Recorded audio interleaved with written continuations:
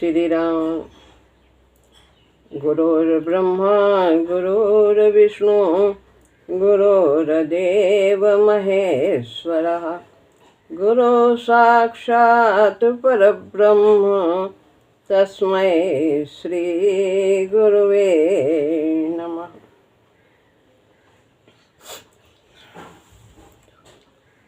श्रीमद् भगवद गीता अध्याय 4 श्लोक है 28वां। द्रव्ययज्ञास्तपोयज्ञा योगयज्ञास्तथा परे स्वाध्यायज्ञानयज्ञश्च यतयः संसितव्रतः।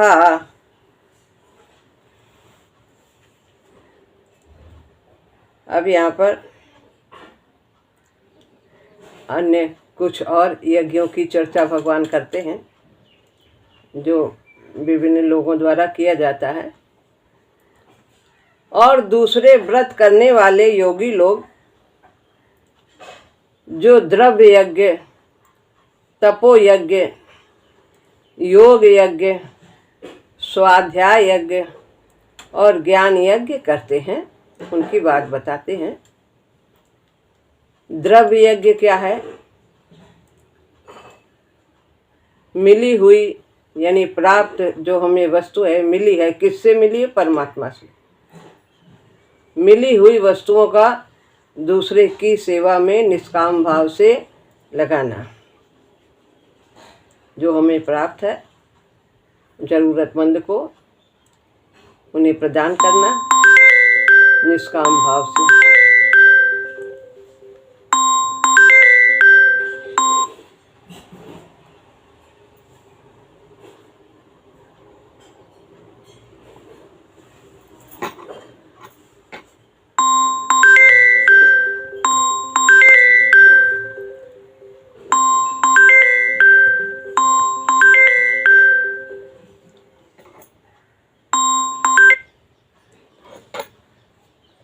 तो यहाँ पर फिर से बताते हैं कि द्रव्य यज्ञ, तपो यज्ञ, योग यज्ञ, स्वाध्याय यज्ञ और ज्ञान यज्ञ इस प्रकार से भी लोग करते हैं। तो द्रव्य यज्ञ क्या है? मिली हुई वस्तुओं को दूसरे की सेवा में निष्काम भाव से लगाना, ये द्रव्य यज्ञ है। हमें जो कुछ भी पदार्थ मिले हैं, धन के रूप में, वस्त्र के रूप में, अन्न के रूप में, तो इस प्रकार हमें जो परमात्मा से प्राप्त है उनको हम जरूरतमंदों में निष्काम भाव से लगाते हैं, यह द्रव्य यज्ञ हो जाता है।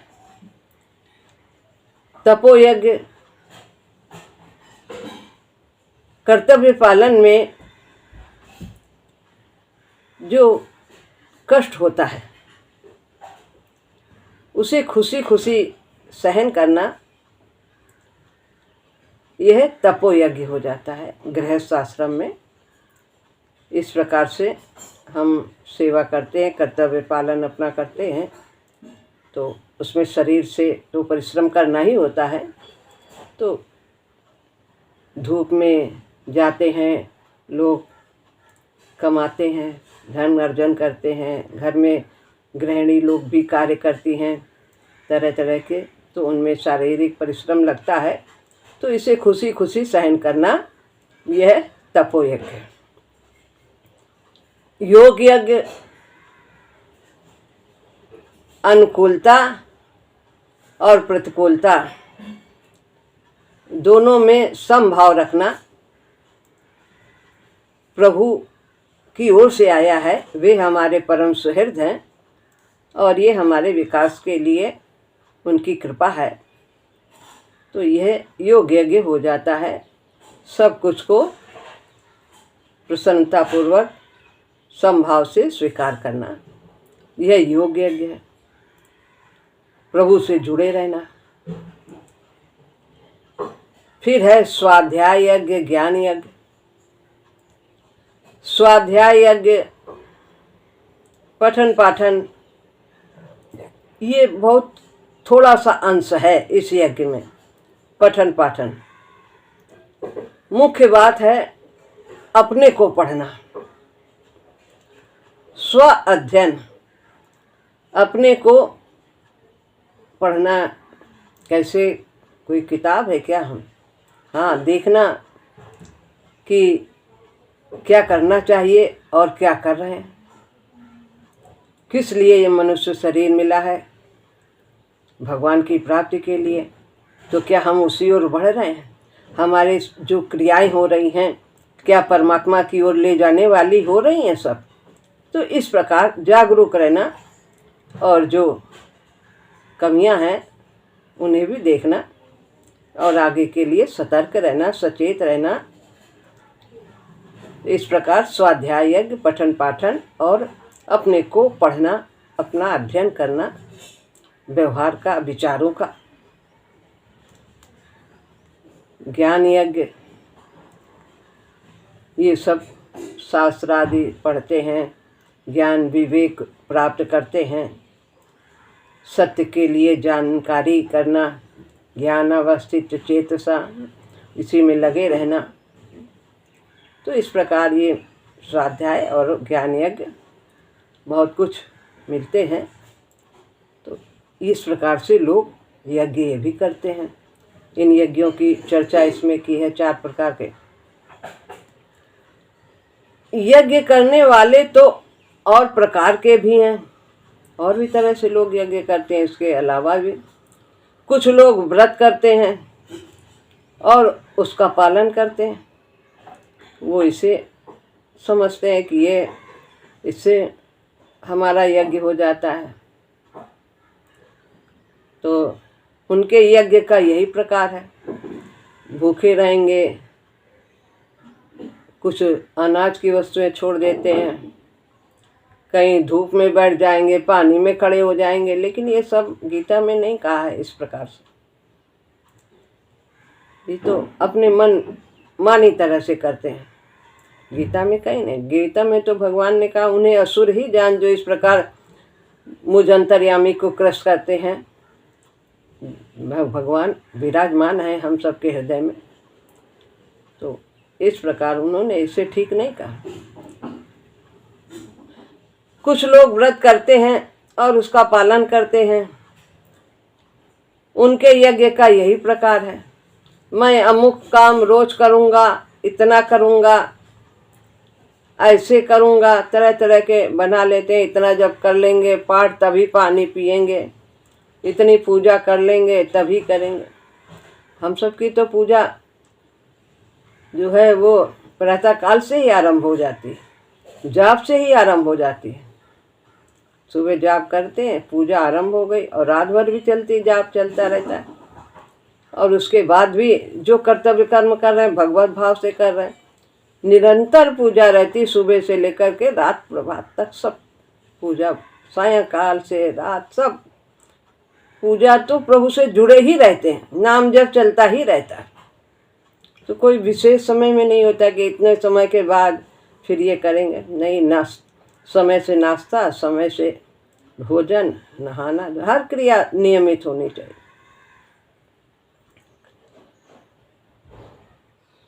नहीं करूँगा तो प्रायश्चित करूँगा, अगर इतना नहीं किया तो प्रायश्चित की कोई बात नहीं है जो भक्ति मार्ग में। खाना नहीं खाऊंगा, मौन करूँगा, आदि आदि। इस तरह के ये लोग व्रत करते हैं कि मौन आदि है, बोलेंगे ही नहीं इतने दिन तक, ये काम हो जाएगा तब बोलेंगे। ऐसे लोग भी कई प्रकार के यज्ञ करते रहते हैं। द्रव्य यज्ञ वह है जिसमें द्रव्य की आहुति दी जाए, त्याग किया जाए। द्रव्य का आहुति माने त्याग किया जाए, दूसरे को दिया जाए। नित्य प्रति होम करना अथवा दान देना अथवा किसी को द्रव्य से सेवा करना, दे करके धन आदि, ये सभी द्रव्य यज्ञ हैं। तपो यज्ञ, तप रूप अपने को तपाना ही तप होता है। कुछ शारीरिक कष्ट को उठाना तप में रहता ही है, जैसा कि बताया गया। बिना इसके तप नहीं होता। शरीर को कष्ट दिए बिना कम खाना, एक ही प्रकार का भोजन करना और कुछ खाएंगे नहीं, एक अनाज खाएंगे। कुछ वस्तुएं खाने में छोड़ देना, बहुत लोग छोड़ देते हैं, ऐसा करते हैं। ऐसी चीज छोड़ते हैं जिसको कभी वो खाते ही ना हो और कहेंगे हमने तो ये छोड़ दिया, जो कभी उन्हें अच्छा भी नहीं लगता है और उसको छोड़ दिया। एक वक्त खाना, इस प्रकार से कम ओढ़ना, कई बार स्नान करना, जल में खड़े रहना आदि आदि तरह तरह के कार्य वो तप रूप में करते हैं। शरीर को व्यर्थ कष्ट देने को भगवान ने बुरा कहा है। ये व्यर्थ है, इससे क्या लाभ है दूसरे को? किसी दूसरे को लाभ है? हम पानी में खड़े हो जाएं, आग जला के बीच में बैठ जाएं, इससे किसी का क्या लाभ होगा? हम कम खाएं तो क्या खाने की बचत हो जाएगी? नहीं, जो शरीर के लिए जितना आहार जरूरी है उतना नियमित देना चाहिए। शरीर को व्यर्थ कष्ट देने को भगवान ने बुरा कहा है। तो इस प्रकार 5वें और 6ठे अध्याय में यहाँ पर लिखा है 17वें श्लोक में, यह हमें, और नहीं 17वें अध्याय में कहा है 5वें और 6ठे श्लोक में। तो अध्याय 17 में बताया शुरू में आरंभ में, यह हमें नहीं भूलना चाहिए कि यह उचित नहीं है शरीर को व्यर्थ कष्ट देना। आहार के विषय में भगवान ने बहुत ही विस्तार से इस अध्याय में कहा है। परंतु जहाँ लक्ष्य शरीर को कष्ट देना नहीं है, जहाँ भगवान के अर्पण करने के लिए ही किया जाता है, वह तब तो वर्जित नहीं हो सकता, वो तो यज्ञ ही है। तो उससे अहंकार नहीं होता है। जिस प्रकार के तप करने के, मैं तो इतने दिन पानी में खड़ा रहा, इतना आग जला के बैठ गया, मैंने ये छोड़ दिया, ये सब इस प्रकार से एक कार्य करते हैं और उसका जो है अंदर अपने अंदर अहंकार कर लेते हैं, तो ये तो भगवान की प्राप्ति में सहायक नहीं होगा। लेकिन यदि जहाँ उद्देश्य है प्रभु प्राप्ति, प्रभु के लिए कर रहे हैं, जैसे कि अब उनका वही भाव था। एक भक्त थे कि वो जंगल में चले गए, शंकर जी की मूर्ति देखी तो वहाँ बोले अरे ये अकेले रहते हैं, इनको तो बहुत बहुत कष्ट होता होगा, कैसे डर कोई आएगा जानवर और खा लेगा, कहीं कुछ इनको हो जाएगा। तो उसने प्रत्यक्ष भगवान का भाव बनाया और उसके लिए उसने अपने पूरे शरीर को भी अर्पण कर दिया। देखा कि भगवान की आँख से खून निकल रहा है, शंकर जी की आँख से, तो उसने अपनी आँख निकाल के कटार से निकाल के उसमें लगा दी, फिर दूसरी से भी निकाल लिया, फिर उसको भी हाथ लगा के पैर लगा के क्या करके उसने फिर दूसरी भी उसमें लगा दिया, किस लिए? भगवान के प्रेम के लिए। तो यहाँ पर इस प्रकार का वो जैसी उसके बुद्धि थी, जिस प्रकार का भाव था, भोले भाले भगवान है और भोले भाले उनके भक्त, तो ये यज्ञ हो जाता है। हमें इस प्रकार का कोई कार्य नहीं करना चाहिए। हमें तो केवल राम नाम का जाप ही करना है, इसी से परमात्मा की प्राप्ति हो जाएगी। इतना शरीर को कष्ट देने की आवश्यकता नहीं है। योग यज्ञ क्या है बताया है, अब एक का महाराज जी बता रहे। योग रूपी यज्ञ करने वाले ध्यान योगादि की ओर संभवतः इशारा हो सकता है, और प्रत्येक अनुकूलता और प्रतिकूलता को प्रभु से स्वीकार करना सहर्ष, ये भी योग है। जुड़े रहना परमात्मा से, जीवन में सभी तरह के उतार चढ़ाव आते हैं, और इस प्रकार ध्यान भी करना। कर्म ध्यान यही है कि कर्म समाधि, हर समय प्रभु से जुड़े रहना, उसी के चिंतन में रहना, उसी की ओर से पदार्थ मिला, उसी की ओर से परिस्थितियाँ घटना है, सब कुछ उसी की ओर से आता, क्रिया भी उसी के लिए। कर्म योग से तो आशय हो नहीं सकता। योग यज्ञ का जो कुछ भी है सब प्रभु से मिला। स्वाध्याय यज्ञ किसको कहते हैं? वेद का पारायण स्वाध्याय है। पठन पाठन उसी से हमारे ज्ञान की वृद्धि होती है, जानकारी होती है। प्रकृति क्या है, पुरुष क्या है, जीव क्या है, सब इसी से हम जानते हैं। तो वेद के आगे, ये 4 वेद हैं, उसके आगे वो उपनिषद है जिसमें परमात्मा की जानकारी होती है कि उसे हम कैसे प्राप्त करें। पूर्व काल में प्रत्येक गोत्र प्रवर में वेद के पाठ निश्चित थे, सभी लोग करते थे। उन वंशों में उतना पाठ रोज होता ही था, वो कंठ किया जाता था, सब याद रखते थे। इतना जो ब्राह्मण थे इस प्रकार का पाठ किया करते तो उन्हें कंठस्थ हो जाते थे। वेद के पाठ का आज तक भी शुद्ध रूप में चले आना इसी पर निर्भर करता है। बहुत से लोगों को याद है, कंठस्थ है, तो वो सब उनका अभ्यास है, जो नियम बनाया था उसी के अनुसार वे करते थे, इसलिए कंठस्थ हो जाता। हम लोग भी यदि कोई भी पाठ रामचरितमानस का या गीता का रोज करते हैं, रोज नियम बना लेते हैं, तो वो स्वतः ही याद हो जाता है, उसको याद करने की आवश्यकता ही नहीं रहती। तो इस प्रकार उन लोग को भी याद हो जाता था वेद के सब मंत्र। समुचित भावना से किया स्वाध्याय भी यज्ञ ही है। समुचित भावना, विशुद्ध भावना, भगवत भावना, ये सब एक ही भाव, प्रभु के लिए करना। प्रभु पढ़ करके हमने पाठ किया, प्रभु को अर्पित कर दिया, प्रभु के प्रसन्नता के लिए। तो इस प्रकार ये यज्ञ हो जाता है यदि उसमें कोई सांसारिक कामना नहीं है। 25वें श्लोक में भी तो स्वाध्याय कहा था। अभी इसके आगे जो पहले हम लोगों ने पढ़ा उसमें भी स्वाध्याय की चर्चा हुई थी। यहाँ फिर क्यों कहा? यहाँ व्रत लेकर करने वालों की चर्चा है, क्योंकि भगवान पुनरावृत्ति तो नहीं करते हैं ना। कोई मतलब होता है तभी उस शब्द को दोबारा कहते हैं। यहाँ अनुष्ठान रूप पाठ यज्ञ हो जाता है, तो वहाँ पर वो पाठ स्वाध्याय व्रत के हमें इतना पाठ रोज करना है। और यहाँ पर चर्चा है कि अनुष्ठान रूप पाठ यज्ञ हो जाता है। यह इस प्रकार ज्ञान यज्ञ आत्म तत्व आत्मा बताए कि यहाँ फिर क्यों दोबारा कहा? तो यहाँ व्रत लेकर करने वालों की चर्चा है कि हमें इतना पाठ जरूर करना है। ज्ञान यज्ञ अध्यात्म के तत्वों को समझने का प्रयत्न ज्ञान यज्ञ है। अध्यात्म है क्या? यही जो भी कहा कि ये प्रकृति क्या है, पुरुष क्या है और परमेश्वर क्या है, ये 3 ही तत्व हैं संसार में। तो इनको समझने की चेष्टा करना शास्त्रों के द्वारा ये है ज्ञान यज्ञ। और पठन पाठन स्वाध्याय तो हम पढ़ लेते हैं, बस पाठ कर लिया है, मंत्र है रट लिए, बोलते रहे वो स्वाध्याय हो गया।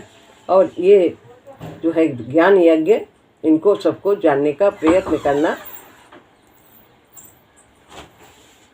ज्ञान विज्ञान दोनों को ही ज्ञान यज्ञ में गिनना चाहिए। ज्ञान क्या है? परमात्मा को जानना।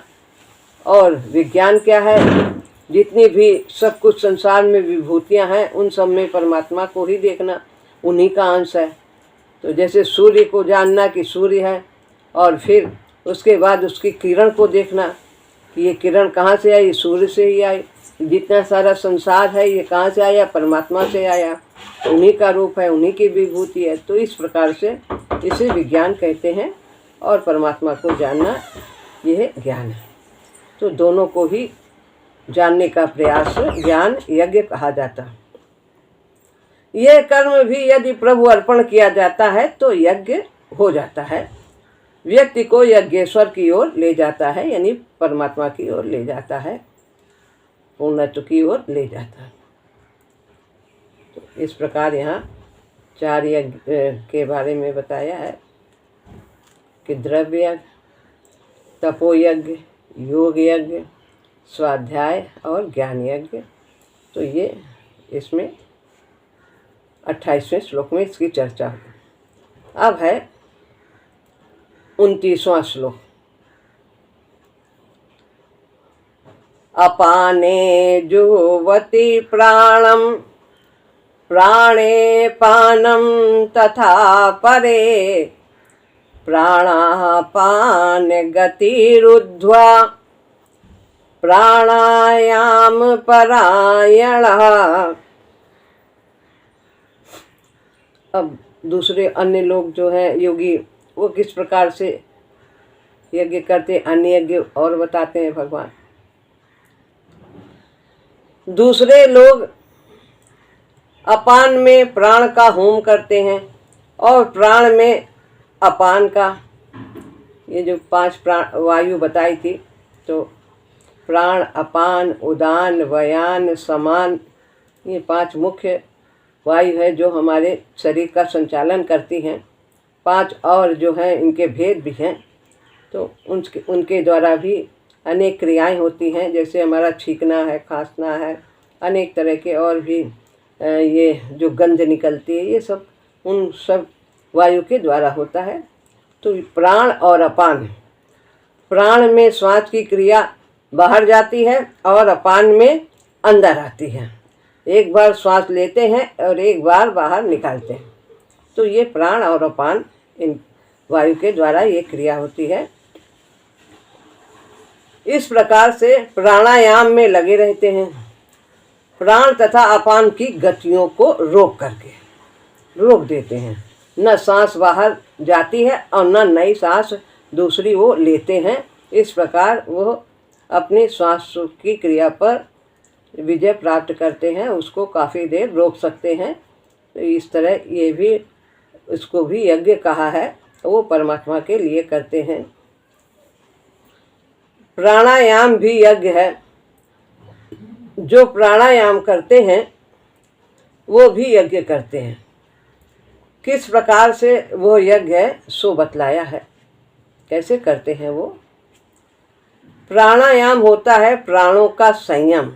हम जब चाहें, जितनी देर चाहें सांस को रोक लें और जितनी देर चाहें फिर उसे निकालें, तो ये प्राणों का संयम है, वायु का संयम है। तो ऐसा वो लोग करते हैं। सामान्यतः तो बहुत कम लोग सांस को रोक पाते हैं, और जो इस प्रकार की क्रिया करते हैं वो बहुत देर तक रोक सकते हैं, अपनी सांस को नहीं लेते हैं। तो ये उनका प्राणायाम है, उनका अभ्यास है। प्राणायाम होता है प्राणों का संयम, प्राण का वशीकार, वश में करना। वो लोग प्राण और अपान दोनों की गति को रोक लेते हैं, न प्राण को बाहर आने देते हैं और न अपान को नीचे जाने देते हैं। बिना श्वास प्रश्वास की क्रिया के रह जाते हैं, नहीं लेते सांस। यह एक सुना था, कोई डॉक्टर थे, बहुत एक डॉक्टर, किसी कोई मरीज आया था, तो वो भी प्राणायाम बहुत करता था, वो उसको अभ्यास था। तो उसको वो बेहोश करने के लिए एनेस्थीसिया देने की बात हो रही, तो उन्होंने कहा नहीं, आप कितनी देर आप करेंगे मेरा ऑपरेशन। तो उसने कहा, डॉक्टर ने कहा कि हमें 1 घंटा लगेगा। कि ना, आप हमें ये बेहोश मत करिए और आप अपना करिए, और हम अपने श्वास को रोक लेंगे, प्राणवायु को हम अपने शरीर को शिथिल कर देंगे। इस प्रकार आप चिंता न करिए, आप इसी प्रकार से करिए। तो ऐसा करते हैं जो लोग, सुना है हमने इस प्रकार की बात, तो आपको चर्चा में बता दिया। तो यह कैसे होता है? अपान में प्राण वायु को होम देने से और प्राण में अपान वायु को, ये सब क्रिया वो करते हैं। हमको ज़्यादा इस पर जानने की ज़रूरत नहीं है, ना ही हमें ये सब करना है। सांस बाहर आने लगता है तो अपान के प्रभाव से उसे आने नहीं देते, वो भीतर जाने लगता है तो प्राण के प्रभाव से जाने नहीं देते। एकदम से जहाँ है वहीं पर रोके रहते हैं।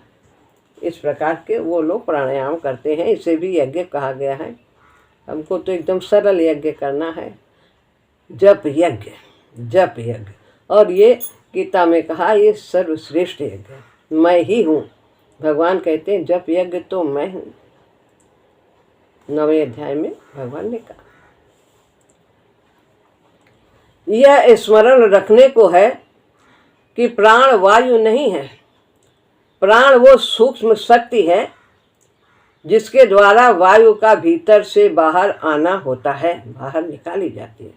ये एक शक्ति है और अपान को नीचे ले जाती है। अतः श्वास भीतर को इसी के कारण आता जाता है, यही ये शक्ति के कारण। तो इस प्रकार यहाँ पर ये श्लोक पूरा होता है। यह चेष्टा भी यज्ञ है यदि प्रभु के अर्पण हो तो। अब आगे 30वां श्लोक है, वो थोड़ा विस्तार से है, इसलिए वो आज अगर हम शुरू करेंगे तो फिर पूरा हो नहीं पाएगा, इसलिए इसे हम कल ही आरंभ करेंगे। आज यहीं पर विराम देते हैं वाणी को। श्री राम।